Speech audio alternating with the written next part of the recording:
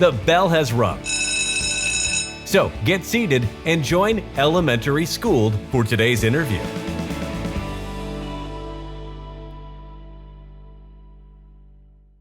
Welcome.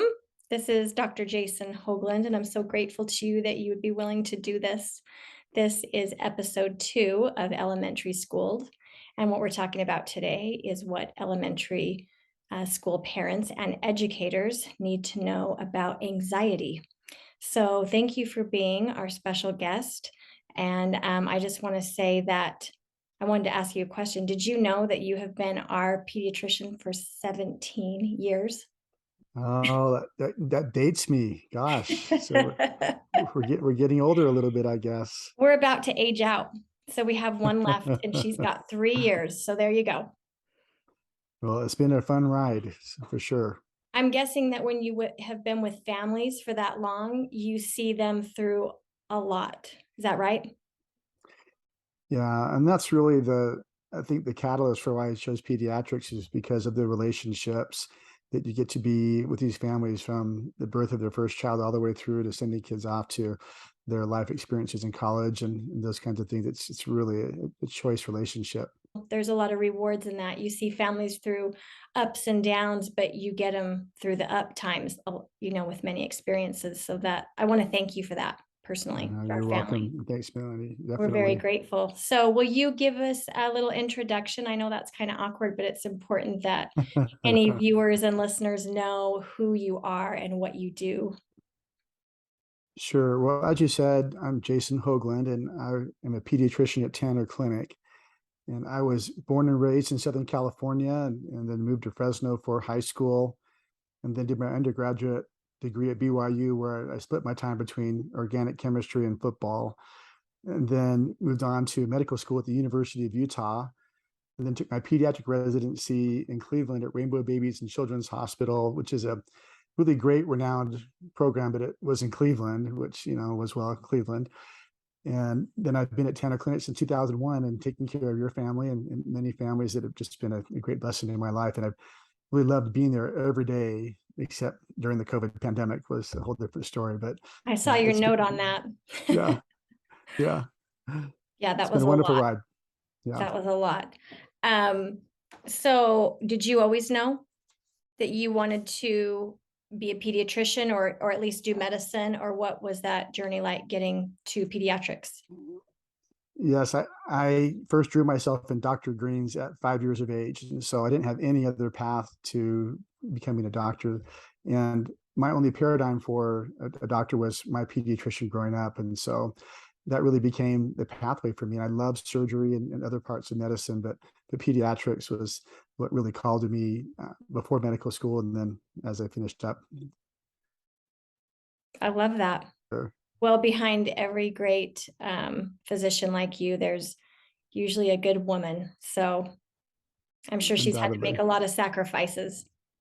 She has, and she's been a very independent woman and has been very, very kind to take up a lot of the home front responsibility to let me serve other people. And it's been great for all of us. That I've heard you describe your job before as service, and I appreciate that because I feel that too. I recognize that my job as a school teacher, because my kids will say now that I have children that are in the workforce and doing well, they'll say, "Mom, did you know you could make a lot more money doing this or that?" I'm like, yeah, I think I've known that for a long time, but it is Yes, it is a work of service. It really is. So thank I you. totally agree. You're welcome. I will dive right in. I know when I initially messaged you, we thought we would do this in the same hour, but we're going to have 2 different episodes because 2 disorders that are really tricky in the classroom and have become increasingly tricky in the classroom. And I know that you see this on probably a daily basis, but I wanted this specific interview to be about anxiety in children.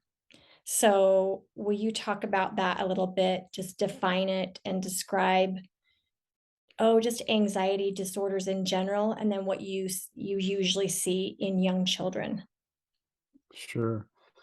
Well, like you said, anxiety really has become a lot bigger part of what we do, probably in the classroom as well as in my practice, where as my youngest patients have aged over the years, my practice really evolved to take on this really large mental health diagnosis component, especially during the COVID pandemic, where we saw some numbers that say a 3 times increase based on who you ask. And so anxiety became really big during the pandemic. And I think the most common question people ask is really, what is anxiety? And as you know, all of us have some degree of worry. It's an important part of us being successful as humans to have some level of concern. But when that worry rises to the level of being intrusive in our lives, becoming incapacitating and debilitating in our play, in our home or school, then we're talking about anxiety as a diagnosis, as a condition. And like all mental health diagnoses, all of us are somewhat on a spectrum of anxiety, a little bit to a lot. But the key is how much this worry about future events affects our ability to function. And that's really where you draw the line between everyday common worry and then anxiety.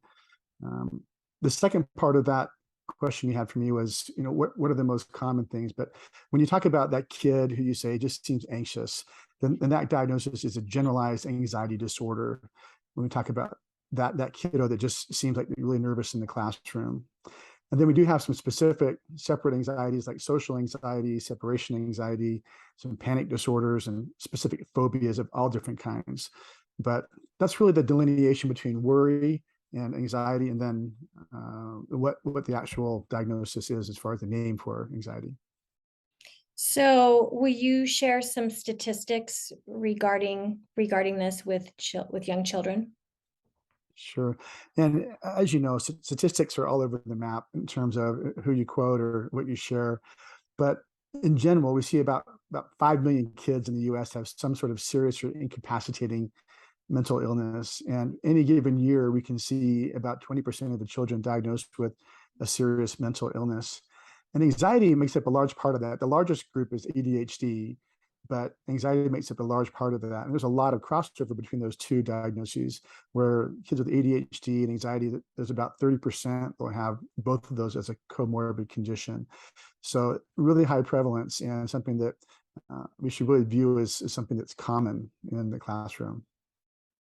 And it is increasing, like you said. So we all saw it increase. You said maybe up to 3 times during COVID. Has that settled down any? Well, Or is it continuing to increase, even though we aren't yes, technically out of the COVID years? right.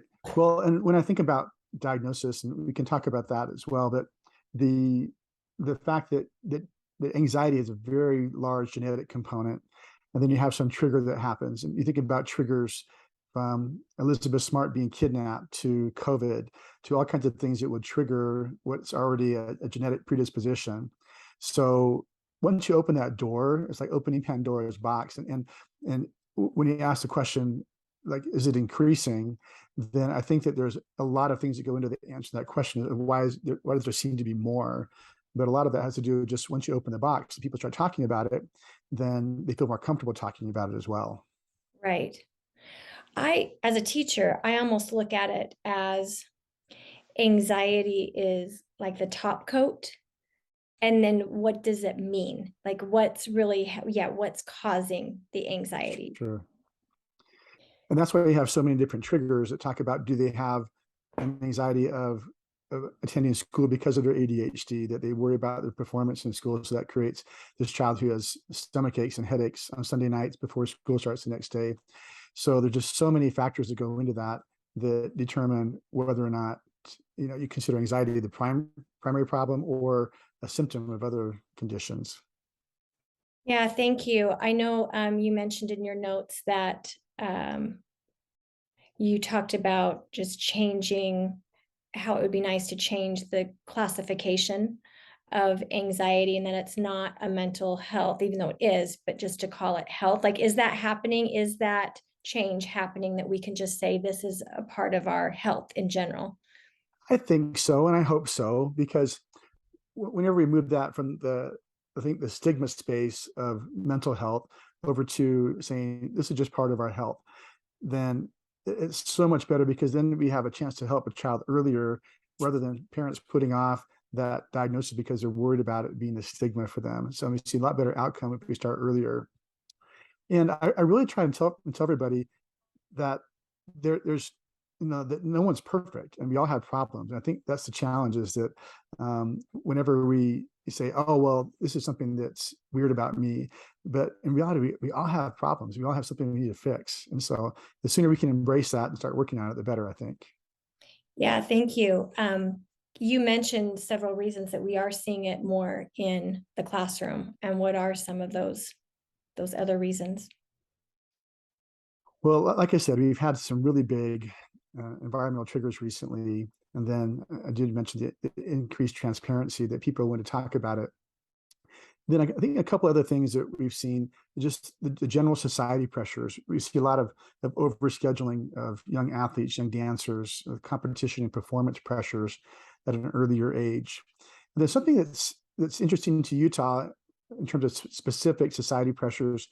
When they had a lot of suicides happening down in Utah County, they described what they called the Lone Peak syndrome, where really you have these high school students living in the shadow of BYU and with extra high expectations of performance and perfectionism that may not be there in other more laid back societies in different states where the expectation for performing well isn't that big a deal. And so we have those two general pressures as well as the specific pressure in Utah. And I think that there's oftentimes a challenge where we're kind of removing kids from developing resilience, where we don't give them a chance to experience hard things and learn that there is a hopeful end to hard experiences. I just think that we don't give kids those chances as much anymore. We tend to shelter and use terms like helicopter parenting or greenhouse parenting that removes a lot of the chances to practice some of the skills that would give them some resilience. So those are some things we're kind of facing right now, I think, to describe maybe why. Yeah, and I will come back to that a little bit when you talk about pressures, because children do pressure themselves a lot more than they used to. And maybe, like you said, they do feel it in, being a part of a team and having an intensity with that, or maybe they feel that in their family and parents are really driven. And we've had that in our family too. We can get competitive. And so there are a lot of dynamics to that. What would you say when you see children like that, where it's pressure? I'm sure treating it is different than when you feel like it's a genetic component, right? And we'll talk about treatment in a minute, but is that accurate? Sure. Well, and the thing is everybody can have a genetic predisposition, and then you get the specific environmental factors that come into play with the parents you have, the friends you have, the experience you have, where you live, where you're raised. And so it's that genetic component is fixed, but what varies is the type of environment that you get put into. Right. Okay. So how do you diagnose? Well, that's a great question. Really, it's twofold. One is that in our office, we screen every child from 11 years of age on with a screening tool called the GAD, or Generalized Anxiety Disorder Scale 7, GAD-7. And that helps us a lot to say, how are you doing? What are you going through? And many times we'll see a child that has quite a few risk factors for anxiety in terms of unable to settle and just uncontrollable worry about things that their parents didn't know about. And from the outside, they look great. And you wouldn't expect that the successful appearing kid who's getting straight A's and has all these friends and is doing great at dance, that they'd have any worries, but they worry and cry every day. And but people don't know that. And the second thing is that parents will come in when they've had some concerns about their child having excessive worry. This can manifest earlier than that age, and we're sensitive to parents' concerns when they bring this child in who's really worried. And so if we can easily treat and find success for that kiddo, then I'm okay with this being the extent of the evaluation. But for the more challenging cases, we tend to refer those kids on to a neuropsychologist, where they're the specialists in being able to make sure we have the right diagnosis, where there are so many confounding diagnoses. I mentioned ADHD, but also depression, learning disorders, inadequate sleep, infrequent food intake, poor hydration. And I have 5 or 6 boxes to put kids into as far as diagnoses for mental health. but the neuropsychologists have so many more tools. So if a child's a little bit more complicated and doesn't seem to respond to the counseling or medication, then and that's where I tend to refer out to get a better diagnosis to make sure we're working on the right problem. I'm glad to hear that that's something that your office does, is that part of like when they go to seventh grade, come get your seventh grade shots and we'll give you an Yes. evaluation? Yeah. Yeah. Is So that every pretty child, common yeah. now or? I don't think so. And it's interesting that a few years ago, I was going through some educational training, and we're required to increase our education every year. But one of the suggestions was doing this, and I've oftentimes been critical of all the extra work it takes to get this ongoing training while I'm busy at work and taking care of families. But this is something that was a game changer, that for me to have my eyes open to how frequently kids suffered from some sort of anxiety or depression that I wouldn't have recognized if I didn't ask. So it's something that not everybody does, but I felt impressed that that's something that I should be doing once I realized by doing this little training module how many kids were struggling. I think that's incredible. Uh, it also kind of made me think about how for some kids it really is bottling up for years and years, and they're not saying, and they're playing all the roles really well. They're doing well in school, Right. they have friends, they're playing on the team or dance or music or whatever they're doing, and then all of a sudden it's almost like a volcano going off that they just feel overwhelmed. Or how would you describe that? What have you seen? Well, and that's probably the biggest challenge, is that it's a child who's never asked to share how they're feeling. Because when you have a child who is very transparent about their depression or anxiety, they have a chance to talk to people about it and gain some coping skills, especially ones like having safety plans in place for how do I manage when I'm feeling overwhelmed, and knowing that there's some hope to help fix my problem that I'm dealing with. But when someone goes undiagnosed, they're not gathering any coping mechanisms. They're not utilizing a safety network and having a support group. And so sometimes the first time you find out about somebody's anxiety or depression is with a suicide. And those are just ones where we all just, sit back and say, what just happened? Where did this come from? And that's why I want to make sure that kids always have an avenue to be able to share what they're feeling, and at least somebody's asking, so they have a chance to give an answer.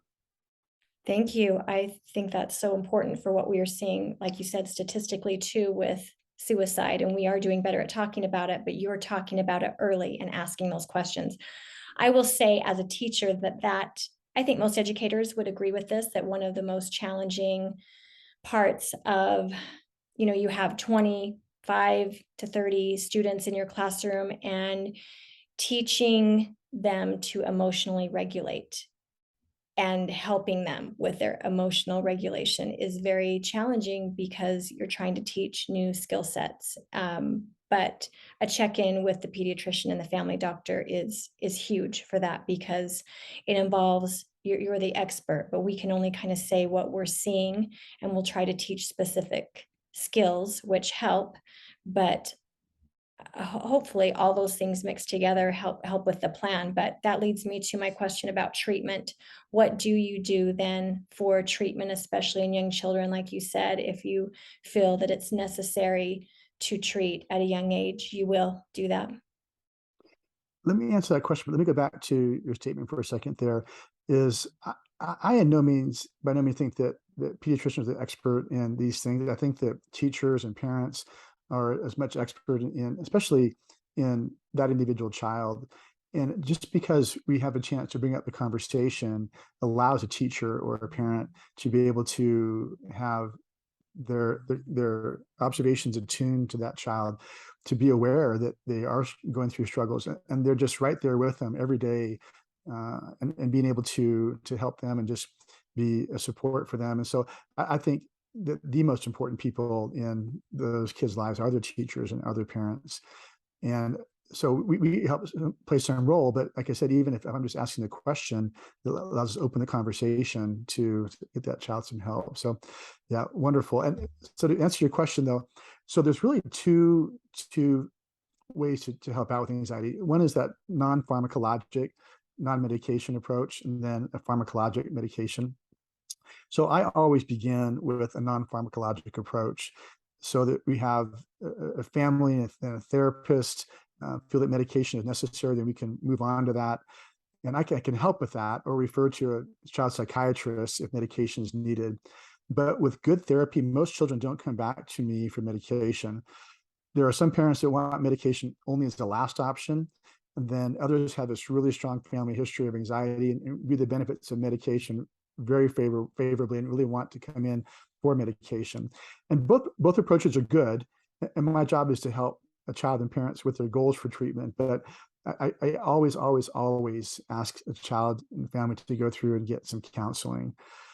And then on the medication side, I do some genetic testing, what we call pharmacogenomics, to help guide prescribing, because my goal is to give this smart brain and this child the optimal chemical environment to function at its best. And I oftentimes use the metaphor of prescription glasses, where someone has these wonderful eyes that can take in light and focus and give you a signal to your brain that lets you understand vision. But you need some glasses to help adjust that focal length for the light coming through. And the same thing happens with brains. You get this wonderful brain, but the chemical environment that it's in isn't conducive to have a child not be worried all the time. And so if we can change out those anxious glasses for something that's clearer, then they have the right chemical environment to be their best. And so those are the two mainstays of treatment. I always have the counseling, and then I'll combine it with medication, either early or late, based on a parent's desire to get some kids through help with medication. Thanks for explaining that, because I think a lot of parents will be relieved to know so many we don't want to put our children on medication if we don't have Right. to. And so we want those resources. And I also appreciate you talking about that, whose hands are our children in. That, well, in elementary school, your child is in a teacher's hands and an educator's hands for so many hours of the day. And there is so much that we can do. So I appreciate you saying that, because one resource that I really am fond of lately is a series of books, and I'll put it in the notes, but it's called A Little Spot of Feelings. And it goes through each different kind of emotion, a little spot of frustration. And it talks about a spot of flexible thinking, and getting children just to think kind of outside the box. When you're feeling, that flushed feeling, and you feel your face getting hot, or you're, getting sweaty, or what are you feeling? What is your body telling you? But then how can you get into flexible thinking? So we do have great resources now, and books are something I think most teachers recommend. Get in some books, get books from the library, talk to your child. And that's the best way to talk to them, is with these books, because sometimes they don't even know the emotion they're feeling. They can't name it. They can't describe it as well. And so a book can help bring that out. But we're fans too of therapy, and I've seen that work. It's also, we're at the time where people really are open to that. Don't you feel like in general, people really want the help? Oh, definitely. And I think you bring up a wonderful point again too, Melanie, is that I think that everybody in their sphere should utilize the resources they have and things that they've accumulated as tools to help out. My tools are a lot of experience in getting people to the right people for therapy and counseling as a first step. I have the ability to help out with medication tools, but those may not be the best tools. They may benefit from a good series of books. And so I think that anybody who is at some touch point of some child's life can give them things that they have to offer, and that may be what changes their life. And so we should never minimize what those options are, and give what you can. And I love to utilize all the resources that come in a child's life. And I know I have some tools to share, but I don't have everything. And I love to have that kind of medical home and bring in all of the different pieces to help somebody. And so I don't have all the answers, and I definitely don't have all the experience for that child. And so I agree 100% that people want therapy, they want treatment for their child and for them to be happy. And when they're coming to me, I have certain tools, but I'll send them back to others who have tools saying that this is a better resource for you. But our end game is that child's doing wonderfully, whatever it takes. Thank you. What can you say to families, and maybe parents specifically, that feel like they need some hope? Well, I think that when people come in and they see their child that they love so much and just they wonder, can this get better? And I have seen so many times going back, I didn't grow up with any mental illness or mental health challenges in my family, at least that I know about. So, and so I was always really critical of things like ADHD and anxiety. You just need to cowgirl up or cowboy up or do something that, but now that I've been in the space for 20 years and seen the remarkable transformation, the just notes of love and appreciation for helping their child that just was unable to function without having the tools that they ultimately got, and in some cases medication, that it's just transformative, that now they blossom. And again, that's the challenge. Is I think that because we put anxiety and ADHD into a mental health space, and it's been a stigma for so long, that people haven't gotten help over the years, and consequently they just suffer through it.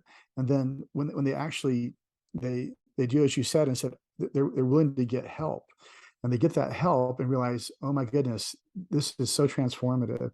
So recognizing there's always an answer, there's always a why for their problem, and once you figure out why, we can get help for them, and there's help for all of us, whatever we're dealing with. And so that's really what hope I can give them, is that, and when you talk about hope, I use that term a lot when I talk about kids that are contemplating suicide, is that really nobody wants to die. They just want to stop feeling some way that they're feeling, and they don't have hope that there's any other way to fix that beyond ending their life. And so I really speak strongly to that and talk about that term hope, of being able to visualize future success for them, that they can see that there's a brighter future and that there's a solution to the way they're feeling. And once you give them that, I think it's a very powerful protective influence in their life against actions like suicide and feeling like they have no way to get help. You're saying, what tools do you have? I may bring, like I said, advice on counseling and medication, but someone else may bring a puppy, and that helps out with that. There's endorphins and enkephalins that allow somebody to just calm and relax and not feel pain that they're feeling. And it's just, that's what somebody has. You offer those tools and figure out what tools are helpful for this child. So it never discount the benefits of those things. And those are very well established, that pets can be a great source for comfort and emotional support. That's a good point. Thank you. I always like to end with a little bit of a spiritual thought. And I learned the meaning of this word recently, and I was thinking about it. It's from the Bible, and it's Hebrew. It's hesed. And it means, if you translate it to English, it's loving kindness. Like, they had a hard time translating it to English. So it was almost like one word, loving kindness. And I think most of us recognize that the antidote for anxiety, when anyone is feeling panicky or upset, that loving kindness really is when we kind of all have to take a step back and think, how can I be a helper in this situation? And I think you are one of the helpers and have done a lot for children of all ages. So thank you. You're welcome, Melanie. Thank you. We're going to, our next episode is actually, it led right into attention disorders, but we're going to end this episode. And if you want to hear the episode with Dr. Jason Hoagland on ADHD and other attention disorders, that is going to be our next episode. So thanks for joining us. Thanks for being part of today's class. To submit a question or topic for further episodes, please email elementary.schooled@outlook.com. School is out for today, but please remember, when we strengthen a child, we strengthen society.